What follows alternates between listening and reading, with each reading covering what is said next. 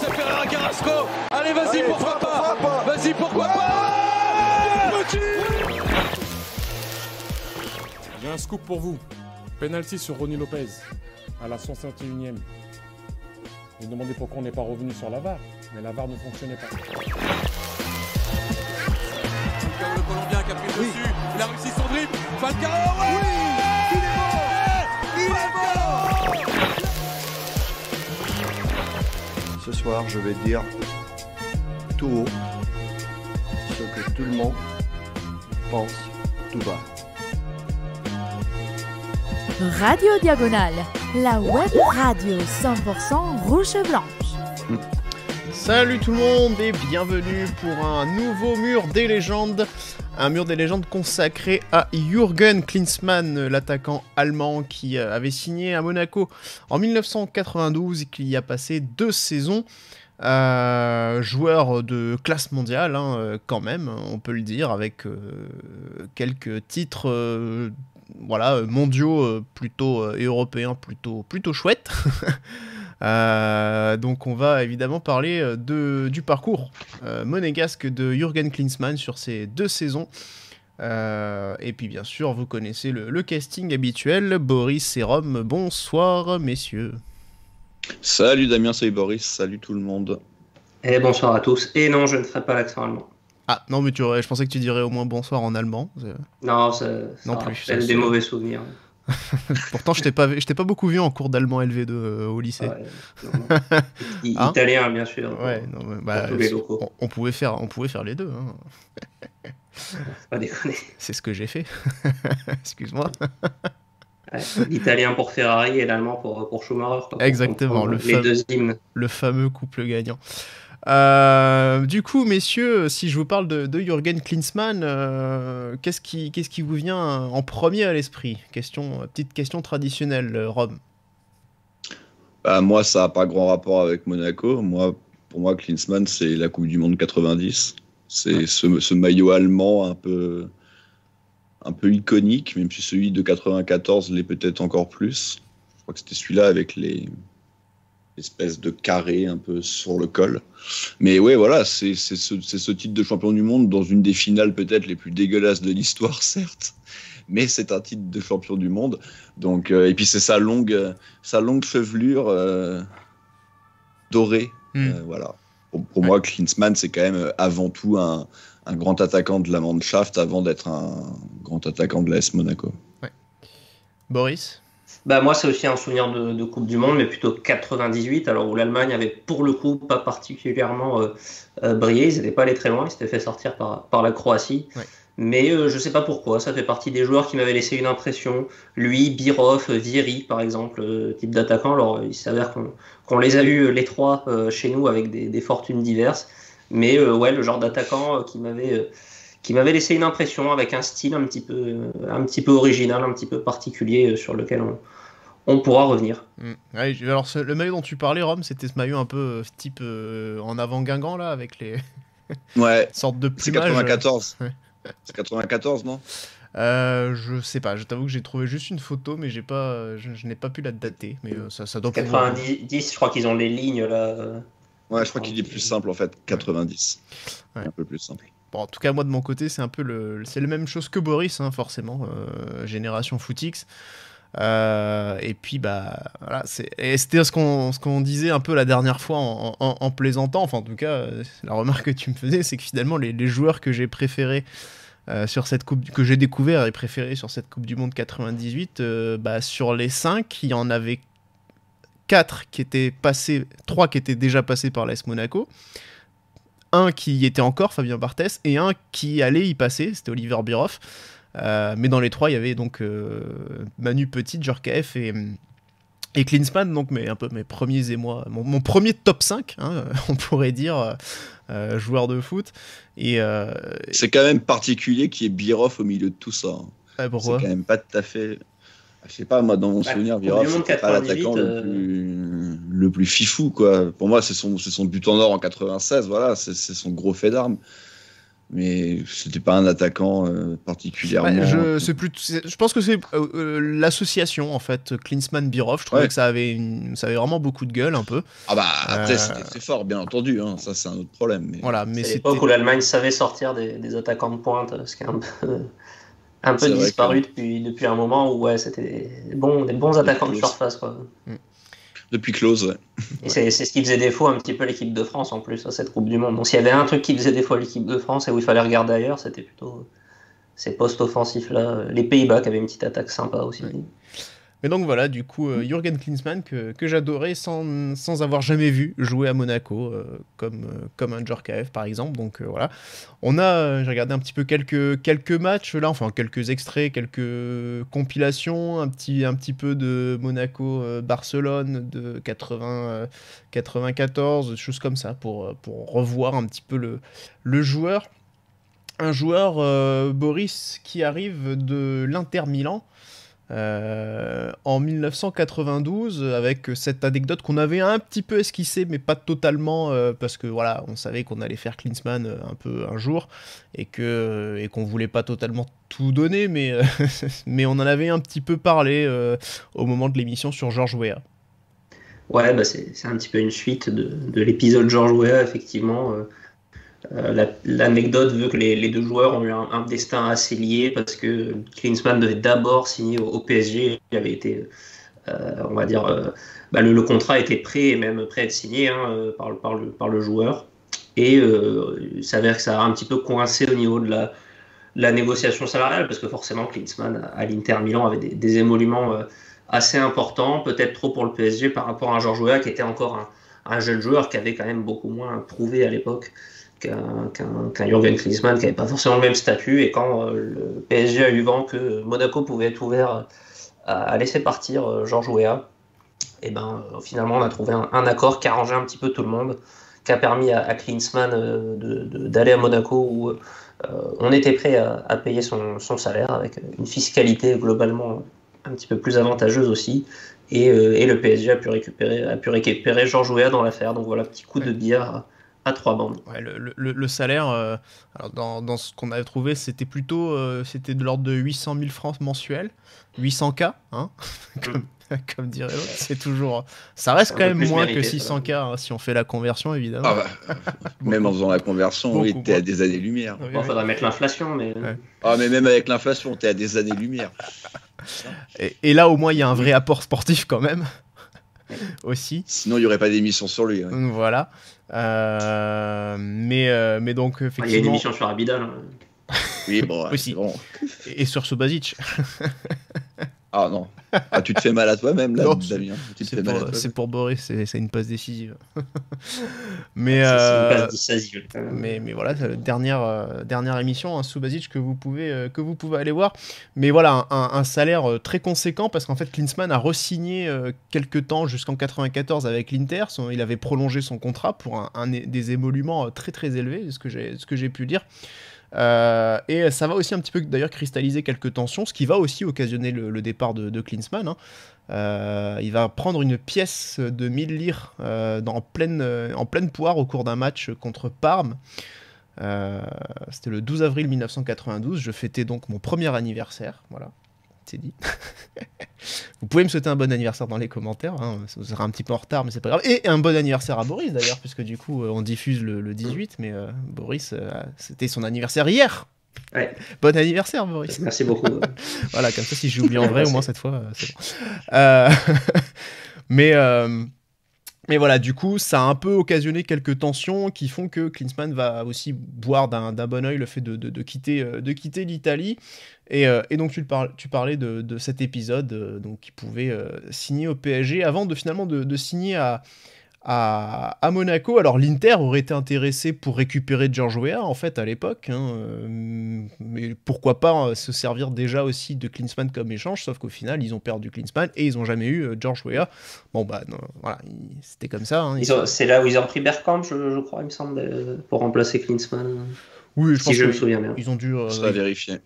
À vérifier, mais ils ont dû bien trouver un moyen de retomber sur leurs pattes, hein, évidemment. Mais ils auraient bien fait de prendre Georges Weah parce qu'il va finalement aller de l'autre côté après. Ou en plus.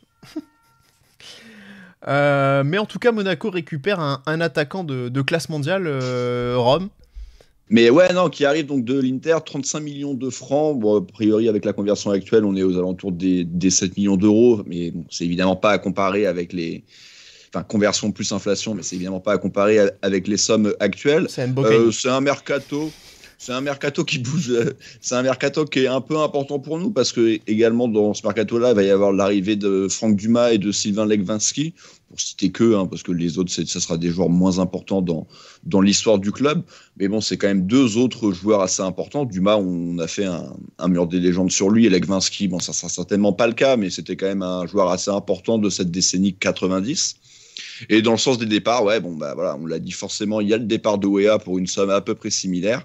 Et puis il y avait le départ du traître, Roger Mendy. Voilà, c'est pour ça aussi que ce mercato est important. Et c'est donc Franck Dumas, on en avait parlé lors de son mur, qu'il le remplace. Et c'est vrai qu'autant on perd un attaquant qui commence à montrer de très très bonnes choses, on sent que ça peut vraiment devenir un top attaquant mondial en la personne de Georges Weah, mais tu récupères un attaquant qui, pour le coup, est déjà un attaquant de classe mondiale. Voilà, j'ai dit, il est champion du monde en 90 avec l'Allemagne, il est titulaire indiscutable de la Mannschaft. Au final, il a, je crois que c'est plus de 100 sélections, ça doit être 108 ou 110 sélections, quelque chose du genre avec l'équipe d'Allemagne. Donc, c'est assez 108. Énorme. 108, voilà. Il a formé une grosse paire d'attaques avec un attaquant qui a également joué en France, un certain Rudi Voller, puis dans un second temps avec Oliver Bibirov. Ouais, c'est pour moi, et on en reparlera quand on fera le mur dans quelques semaines sur Falcao, mais jusqu'à l'arrivée de Falcao, pour moi, c'est la plus grosse star qui n'ait jamais signé chez nous.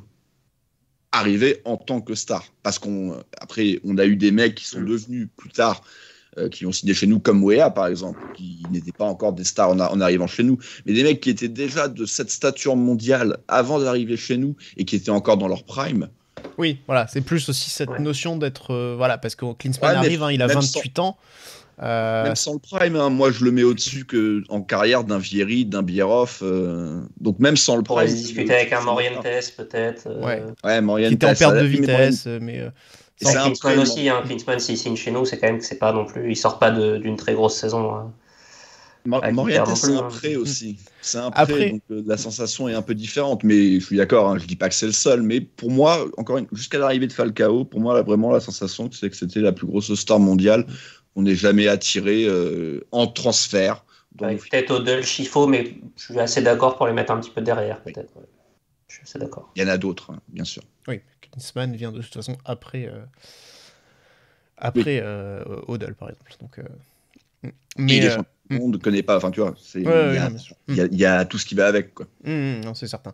Mais on l'a dit, voilà, Klinsmann, donc c'est un joueur de 28 ans quand il arrive, donc c'est encore un jeune joueur, en tout cas un joueur qui est tout à fait dans la force de l'âge, qui a encore de belles années devant lui, d'ailleurs, on le verra, parce que jusqu'à la Coupe du Monde 98, il sera capable d'aligner de grosses performances. Un joueur, Boris, tu parlais d'un style un peu atypique. Justement, voilà, comment définir un peu cet attaquant ? Rome, tu parlais aussi de sa longue chevelure blonde. C'est vrai qu'il avait toujours ce style, cette allure un peu assez élancée. Au final, j'ai découvert qu'il ne faisait qu'1m81, je crois. Et c'est quelqu'un qui m'a toujours semblé très grand. Donc il y a un côté un peu albatros, avec t'as l'impression qu'il étend des jambes un peu interminables pour des reprises acrobatiques, du jeu de tête, des retournées. Il y a beaucoup de buts assez spectaculaires, un peu un côté à la Papin, quoi. Des fois, t'as l'impression le côté un peu papinade comme ça. La Klinsmannade. Ouais, t'as l'impression qu'il y a un joueur un peu capable de marquer, peut-être pas complet dans le sens complet du jeu, mais complet dans le but. Par contre, capable de marquer d'à peu près toutes les surfaces, dans toutes les positions, au moins dans la surface en tout cas.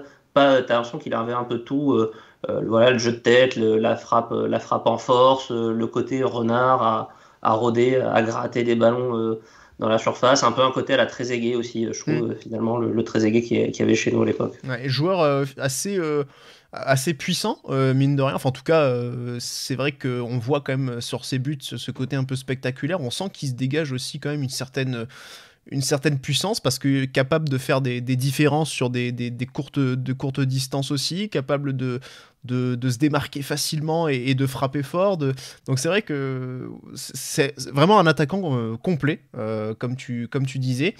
Et Rome, quand il arrive du coup à Monaco, donc il arrive à la saison 92-93, alors on parlait d'un attaquant un peu en perte de vitesse, parce que quand on passe de l'Inter à Monaco, ça a l'impression que ça donne, mais pourtant il arrive dans un club qui sort aussi d'une finale de C2 et qui donc a des prétentions tant sur l'échelon national déjà, d'une part, avec l'OM, hein, dont on connaît les histoires, et tant aussi sur le plan européen, avec Wenger, Monaco a commencé à se faire bien connaître sur le continent, quoi. Ouais, parce que c'est vrai que maintenant, on a tendance à regarder avec nos yeux de maintenant, et c'est vrai que ce genre de transfert maintenant, ça serait on aurait plutôt tendance à penser forcément à un recul pour le joueur, mais les années 90, et particulièrement le début des années 90, ça aurait dû être un tournant en fait pour le foot français. On est vraiment un championnat très important sur la scène européenne. On l'a dit, Marseille fait finale en 91, on fait une finale en 92, et quasiment tous les ans des années 90, on met une équipe en finale de Coupe d'Europe. Nous, mais il n'y a pas que nous, Marseille, Bordeaux, il ira également en finale de Coupe d'Europe, le PSG 2 fois de suite. Et malheureusement, voilà, on n'a pas réussi à profiter avec l'arrêt Bosman, etc. Donc à l'époque, signé à Monaco, je ne sais pas vraiment si c'était un si grand recul en fait que ça, que par rapport à l'Inter. Tu viens de le dire, on était finaliste quand même de la C2, qui était une très belle compétition. L'Inter, je ne sais pas exactement ce qu'ils avaient fait cette saison-là. C'était évidemment un club qui comptait, mais l'Italie était quand même il gagne une C3, Klinsmann là-bas. Donc c'était évidemment une grosse équipe, mais le championnat italien était quand même pas mal dominé par le voisin milanais, l'époque du très grand Milan. Donc non, signé à Monaco, c'était pas pour moi à l'époque, c'était pas un recul tant que ça. D'ailleurs, il va le prouver assez vite, hein. Il va faire une saison de très haute volée sur la saison 92-93. Ouais, effectivement, première saison d'ailleurs marquée d'une anecdote, Boris, avec un joueur qu'il va un peu faire craquer. Alors pas volontairement, hein, il n'a pas cherché à le détruire, mais voilà, il y a une anecdote qui est racontée avec William Prunier de la JESR. Et ouais, je regrette déjà de ne pas avoir préparé de jeu de mots sur William Prunier. Ouais. Il y aurait eu sûrement des choses intéressantes à faire. Il s'est fait secouer quoi, par Klinsmann. Ouais. Pas mal. Il avait peut-être bu trop d'alcool, il aurait mieux fait d'être agent, Prunier. Petit quadruplé en fait, hein, de Jürgen Klinsmann face à l'AJ Auxerre de William Prunier. Alors je vous invite à aller le voir quand même, le quadruplé, c'est pas les buts les plus fameux qu'a marqué Jürgen Klinsmann dans sa vie, mais ça va aussi avec le côté un petit peu opportuniste, hein, que je pouvais décrire juste avant. Il y a tout en fait. Il y a tout. Il y a un but de la tête, alors il y a un but qui est une erreur, mais il y a un but pied droit sur un appel un peu excentré. Enfin, il y a un peu plein de configurations différentes qui montrent son panel quand même, mine de rien, sur ces buts-là. Et il a fait pleurer effectivement ce fameux William Prunier, donc voilà, palmarès, on peut le mettre au palmarès de on va lui rajouter une étoile sur le mur. Il y a eu, parce que là j'avoue j'ai que Dado perso en tête, mais il y a eu d'autres quadruplés à Monaco. Tout à fait. Yuri Djorkaeff, oui. Absolument, et je vais vous trouver c'est une équipe en rouge et jaune. Alors, attendez, voilà. Exact. Alors, 9 quadruplés inscrits par 7 joueurs. Lucien Kossou. Onis contre Nice aussi, je crois. Oui, mais moi je parlais après. Mais oui. Il y a Sonny Anderson contre Bordeaux. Lassina Traoré contre Saint-Jean-de-Beaulieu. Aussi. Mais non, en championnat. Ouais. Non, sinon effectivement il y a après Klinsmann, donc on est au 9 janvier 93, on a la saison suivante, le 23 octobre 93, Monaco-Martigues 7-0 avec le quadruplé de Djorkaeff, et 22 mars 95, Sonny Anderson quadruplé sur un Monaco-Bordeaux qui finit à 6-3. Voilà, un beau score de tennis. Et depuis, Dado Perchaud et effectivement... en Ligue des Champions. Mais... Oui, en Ligue des Champions. Mais non, effectivement, je n'ai pas souvenir d'un quadruplé. Même Falcao, je sais même pas s'il a réussi à faire au final un triplé. Triplé, pendant oui. longtemps, c'était son truc. Triplé, il y en a 2, je crois. Il a fini par y arriver, ouais. 2 triplés, un contre Bordeaux et un contre Dijon. Mais ouais, après... Non, effectivement, les quadruplés, il y en a plus. Hein. C'est très rare, évidemment. Très rare, ouais. Mbappé avait dû mettre un triplé aussi. Oui, exactement, contre Metz. Non, Mbappé, ouais. à Metz. Ouais. Metz. Le 5-0 avec la blessure de... J'y étais, c'est pour ça, je m'en souviens bien. alors que le 7-0, il n'y avait pas de... Ce qui vaudra le boum. Bah, je joue pas, allez, boum, triplé. Bien sûr. Mais bon, voilà, en tout cas, pour revenir à Klinsmann, voilà, en fait, William Prunier avait été pris en grippe après le match aller où déjà Klinsmann faisait ses débuts en Ligue 1 et avait marqué.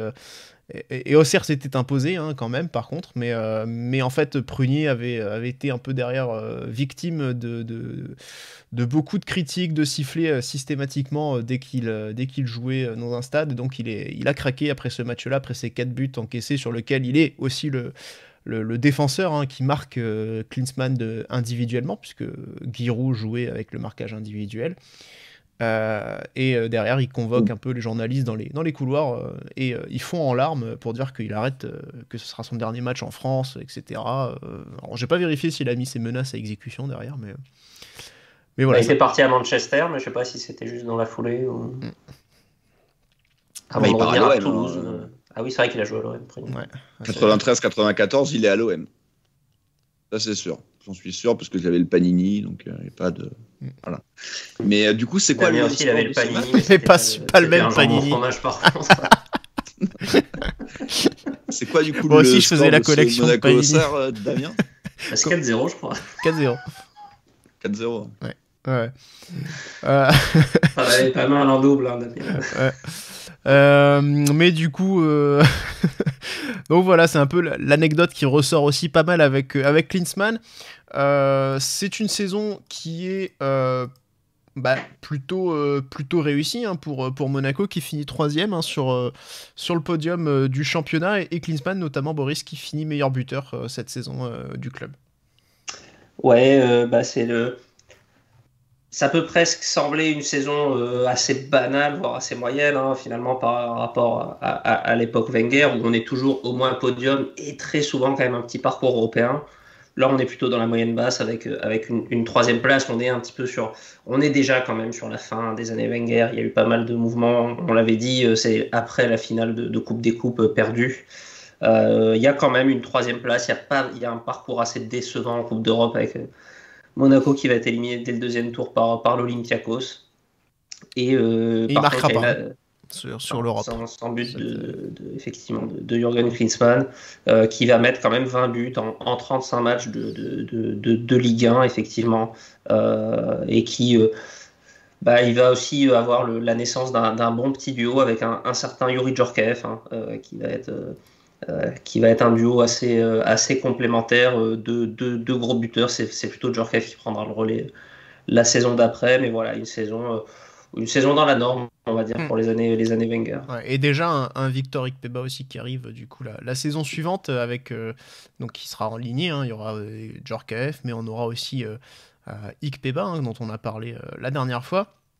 Saison 93-94, Rome qui pour le coup par contre est très décevante en championnat. Alors il y a des problèmes qui vont chambouler un peu le club hein, mais par contre à contrario en Europe, c'est là que Monaco va vraiment briller quoi. Ouais, pareil, hein, on en a souvent parlé, c'est cette fameuse C1 à laquelle on ne doit pas participer, et puis on se retrouve à la faire entre expulsion de l'OM et refus du PSG. Et c'est vrai qu'on va arriver jusqu'en demi-finale, et lui, à titre personnel, il va faire pour le coup une meilleure campagne européenne que nationale, puisqu'en championnat, ça va seulement marquer 9 buts, comparé aux 20 de la saison précédente. C'est forcément assez décevant. Peut-être une sorte de Kevin Folland au final, qui nous a fait. La différence étant que, par contre, sur les 10 rencontres de Coupe d'Europe, il y a 4 buts. Il est assez important.